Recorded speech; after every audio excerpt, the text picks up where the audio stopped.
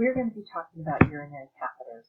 Now, when we're talking about a catheter is a tube that is inserted into a body part. When we're talking about a tube inserted into the bladder, then it is going to be a urinary catheter. So when we're looking at urinary catheters, it means that we're putting a tube, and the tube generally will go up the urethra, which is the opening of the bladder. From the bladder we get the urethra. So we enter the tube through the urethra into the bladder, and it will help drain the urine out. Now, a catheter may be inserted into the bladder for draining the urine, or it may be inserted in there to actually inject something. For instance, if a person has cancer and they're getting some type of cancer treatment, they may actually have a tube inserted into the bladder so they can inject medication into it.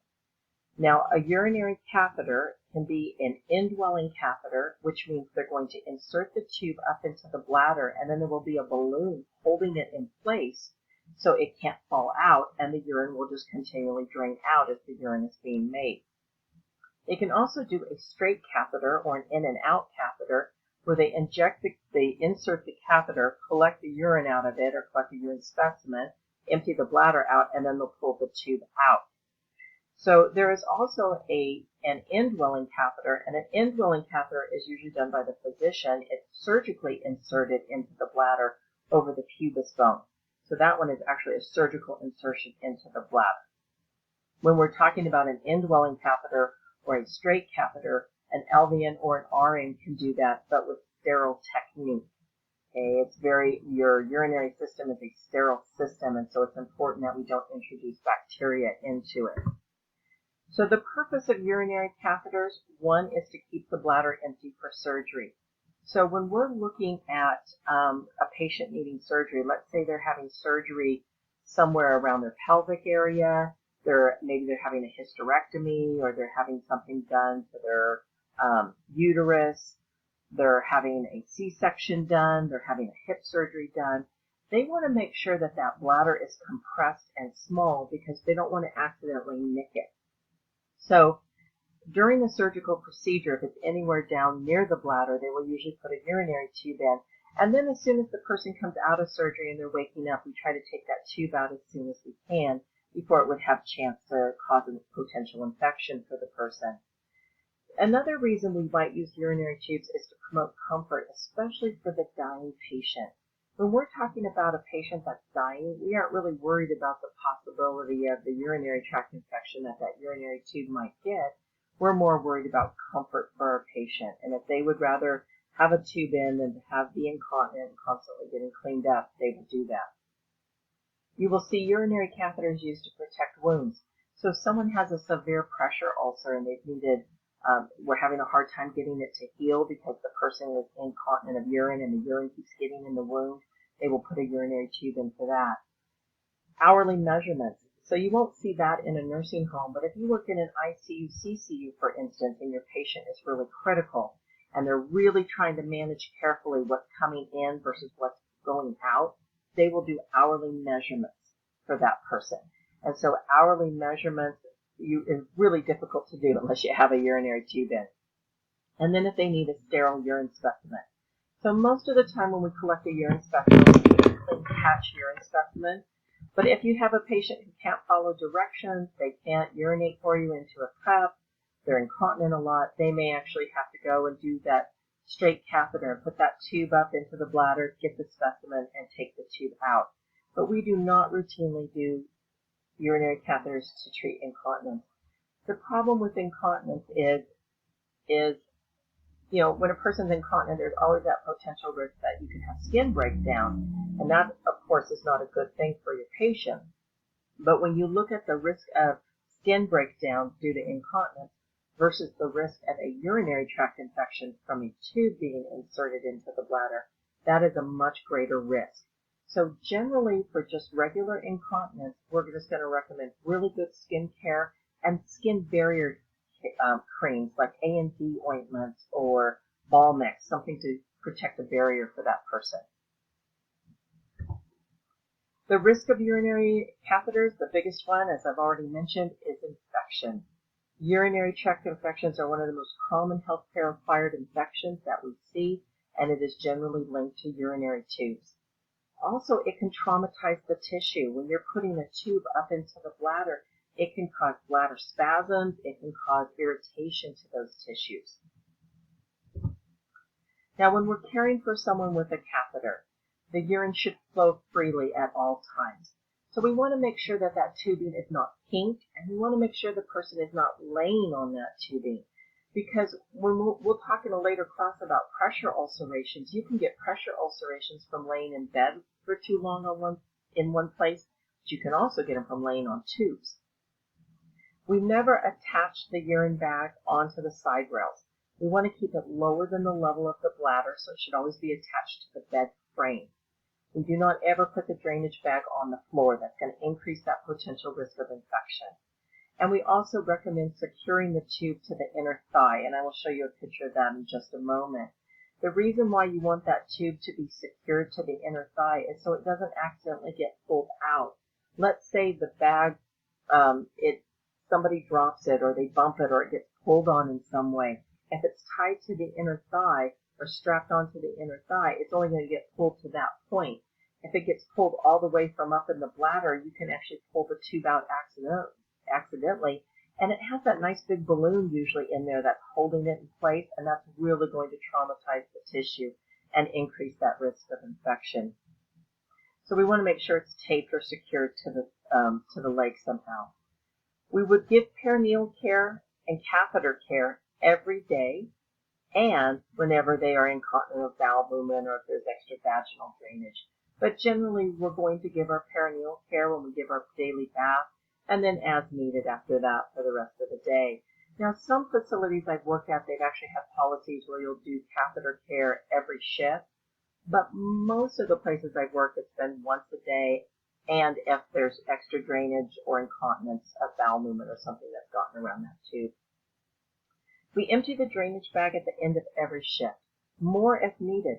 So usually your bag, the urine bag, so there's going to be a bag collecting the urine that's coming out of that tube, and it's going to drain into a bag.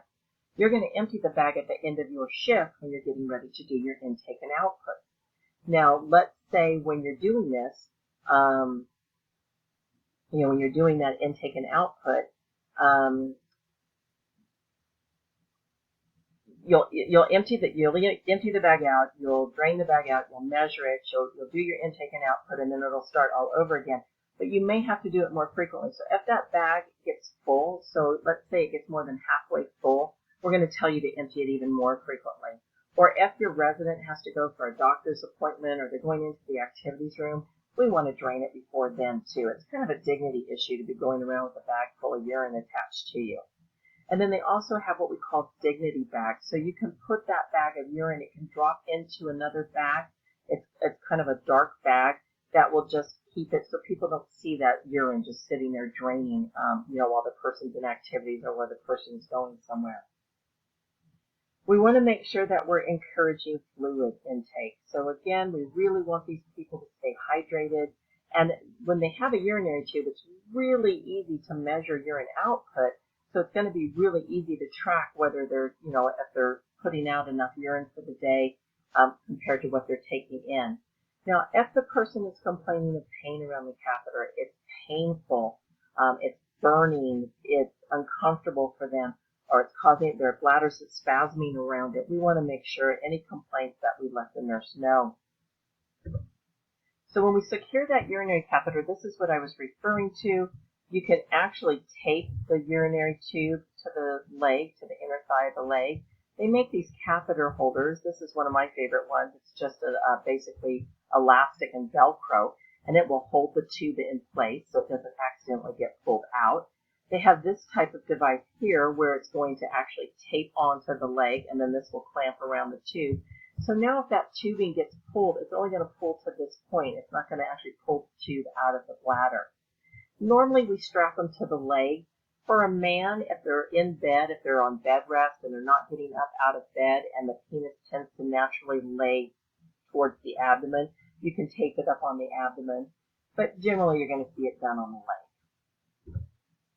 So when we're doing catheter care, so we've already learned in a previous class how to do pericare, where we clean the perineum up. But when you do catheter care, you still clean the perineum. You clean around both sides of the inner labia, the new part of the washcloth each time. But you're going to have another, and then you're going to clean around the outside of the labia on both sides with another new part of the washcloth. But then you're going to have an extra washcloth, and you're going to actually clean from the opening of the urethra, which is called the meatus, and you're going to clean down that tube at least 4 inches. Okay, at least 4 inches down the catheter. You'll soap it up, you'll rinse it off, and then you can pat it dry. So we are going to need an extra washcloth when we do peri-care for someone with a catheter.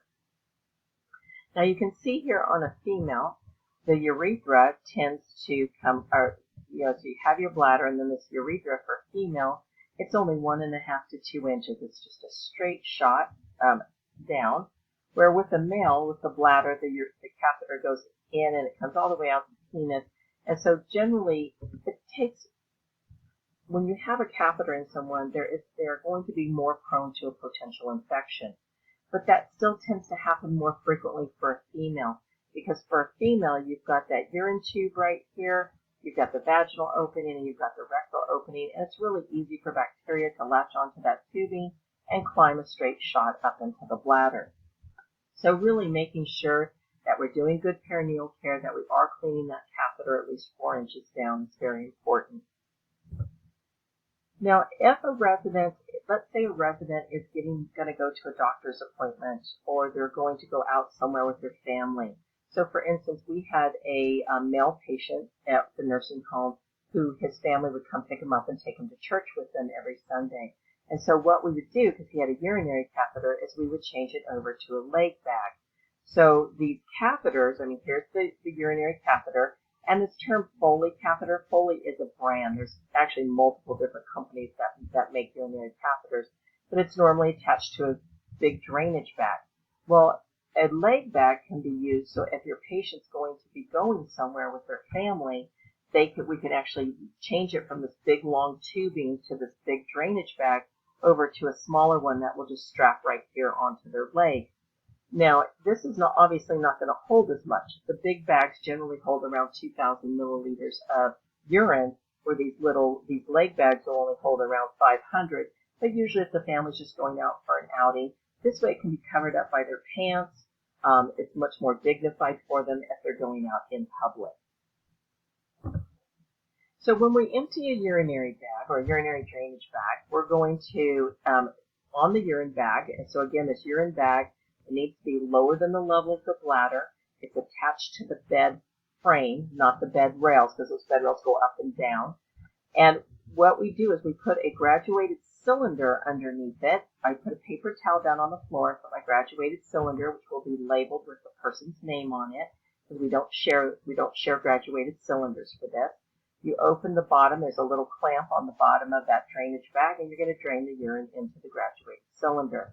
Then you'll clamp it off. And now what I like to do is I like to take an alcohol wipe, or I'll even just take a paper towel with some hand sanitizer, and I will wipe the end of that off. And the reason I like to do that is if there's any little bits of drops of urine on it, that way when you're closing it up or you're sometimes they have a clamp and then they fold back up into a little catching device. The next person who pulls it out, you don't want urine to flick on them. So then we'll just clamp it back up. So this is generally what it looks like. You see the urine tube here. It's attached to the leg to keep it from being pulled. Extra tubing is looped up here on top of the bed, not down here by the bag. And then the bag is attached to the bed frame, and it should not be touching the floor. So again, at the end of your shift, when they're more than half full, or if they're getting ready to go at their activities or leave the facility for some reason, we're going to make sure that bag is empty. Now, when we record urine output, when we measure the amount of urine output, you really don't want to hold it up to eye level. You want to put it on a flat surface, and you come down to eye level on that flat surface for it to be an accurate reading. And measuring urine output, not necessarily from a drainage bag, but just measuring urine output in general, happens to be a skill of state competency for you. They require that you put that graduated cylinder on a flat surface, and then you squat down to eye level to read it. And then, of course, we'll take our gloves off. So after we've read this, we're going to empty it into the toilet. We're going to rinse it out. We're going to dry it. We'll remove our gloves, and then we will wash our hands. Now, a suprapubic catheter is that catheter that goes over this pubis bone and it's surgically inserted, so the physicians do this directly into the bladder. Now, the reason they might use a suprapubic catheter, for instance, we happen to have a resident at one of the facilities we go to. She has multiple sclerosis, so she has lost all voluntary control over her bladder, over her body in general, including her bladder. So you would think the urine would just pour out, but what happens is for her body tends to retain the urine. So she ends up needing a urinary catheter. Because this is going to be a long-term process for her, she's going to have this urinary catheter in for long periods of time. If it's coming in through the urethra, so if I have it coming in through the urethra down here, more chance of an infection. If it's coming up here, now it's not near the vaginal opening or the rectal opening. It's easier to keep clean and less chance of getting infected. So what they do with her is the treatment nurse will actually come and change the dressing around this catheter here that's over her bladder. And then the other thing they do is once a week they actually inject antibiotics into her catheter tubing just to help keep it from getting infected because she's going to have it for such a long time. And then your urinary tubing in your bag is just going to attach right here just like it would have if it had come through the urethra. Now, a condom catheter it looks like a condom. It's a soft sheath that slides over the penis, and it will be changed every day after perineal care. So every day you take off the old condom catheter, you wash the penis, you dry it, and then you actually can put a new one on. And CNAs are allowed to do condom catheters. It is not a sterile procedure like other urinary tubes are. This one is just a clean technique. So you are allowed to put condom catheters on. So the catheter actually just kind of rolls down the penis just like a condom would. This upper part up here is a little bit heavier material, and it will connect to the drainage valve.